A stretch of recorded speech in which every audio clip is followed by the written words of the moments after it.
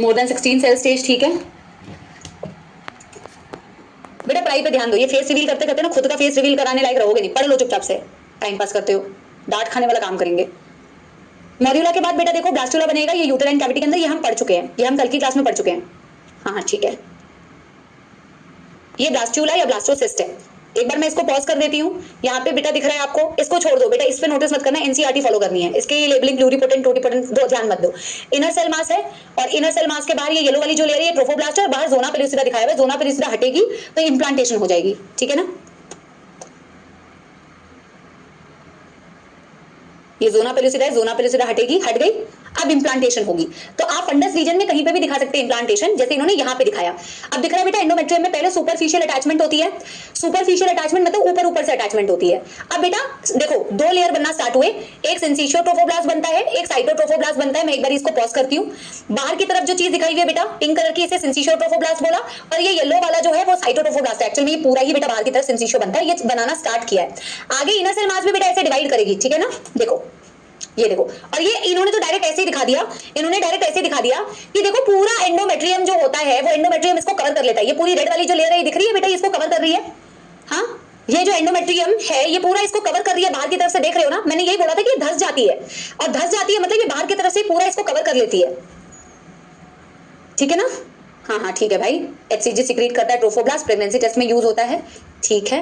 Corpus luteum को maintain करता है, ये भी दिखाया हुआ है बेटा, ये कॉर्पस ल्यूटियम को मेंटेन करता है। ओके भाई, हमें आगे बताओ। अब एक सेकंड मैं पॉज कर रही हूँ।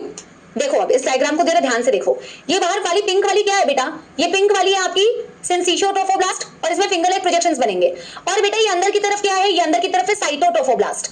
अभी इनर सेल मास को भी डिवाइड करेंगे आगे, अभी इन्होंने डिवाइड नहीं किया हुआ है। और मदर की तरफ ये देखो डिवाइड हो गया, डिवाइड हो गया। अभी देखो ये दो लेयर्स में डिवाइड हो गया इनर सेल मास। देखो कौन सी दो लेयर्स बनाई इसने, एक तरफ बनाया इसने एपीब्लास्ट, एक तरफ बनाया इसने हाइपोब्लास्ट।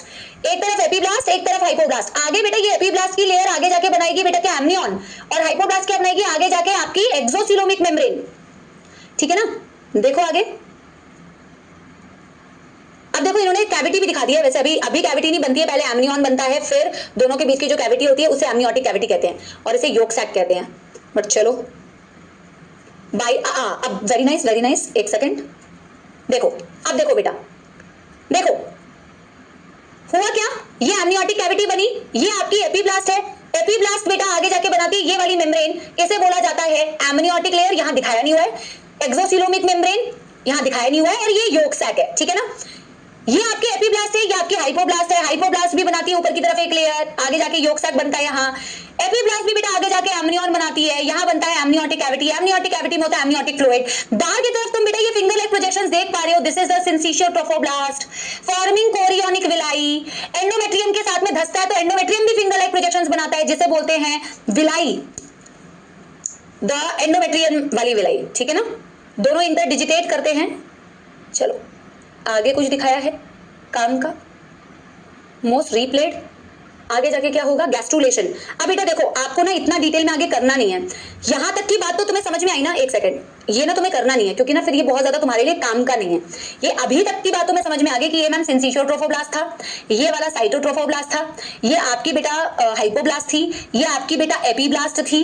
एपीब्लास्ट ने आगे जाके बेटा क्या बनाया, आपकी एमनियन को। एमनियन और एपीब्लास्ट के बीच में मैम एमनियोटिक कैविटी है। हाइपोब्लास्ट ने आगे जाके एक्सोसिलोमिक मेम्ब्रेन बनाया, और यहाँ पे योक सैक हो गया। एपीब्लास्ट से ही बेटा आगे जाके तीनों जर्म लेयर बनेंगे। मैंने इसके आगे तुम्हें नहीं पढ़ाया है, तो यहां तक आपको समझ में आया? यस नहीं नहीं यार, ये आगे दिखा दूं क्या बेटा, ये तुमने पढ़ा नहीं अभी तक, तो पहले दिखा दूं कि कैसे जर्म लेयर बनती है। आगे वैसे तुम देख सकते हो बट तुम्हें ये बनाना नहीं है, ठीक है ना। एनिमेशन से देख सकते हो बट आगे तुम्हें बनाना नहीं है बेटा। ये जो एपीब्लास्ट की लेयर है ना, यही तीनों जर्म लेयर्स बनाती है। ये जो एपीब्लास्ट की लेयर्स है ना, सेल्स बेटा जर्म लेयर बनाती है। तो ये जो एपीब्लास्ट की सेल्स है ना, ये देखो ये क्या करेगी ना, ये ऊपर की तरफ मूव की, ऊपर की तरफ मूव करने के बाद इसके सेल्स पहले तो यहाँ पे गिरेंगे तो बनेगा बेटा एक लेयर एंडोडर्म, ऊपर की तरफ रह जाती है एक्टोडर्म, और बीच में जो सेल्स बनते हैं वो बनते हैं मेसोडर्म के। लेकिन तुम्हें इस डायरेक्ट एनिमेशन से नहीं समझ में आएगा ना, और ये पूरा बच्चा बन गया। अब ये पूरा बेबी बनेगा, ये बेबी बन गया। ये योक सैक बेटा ऐसा रह जाता है, रिड्यूस होकर ये योक सैक रह जाता है, ठीक है ना। चलो अभी मैंने ये पढ़ाया नहीं है तो ये तुम्हें अभी समझ नहीं लगेगा, बट जितना मैंने पढ़ाया है उतना तुम्हें समझ लगा कि नहीं। तुम्हें बेटा एक्टोडर्म एंडोडर्म बनाते हुए नहीं देखना।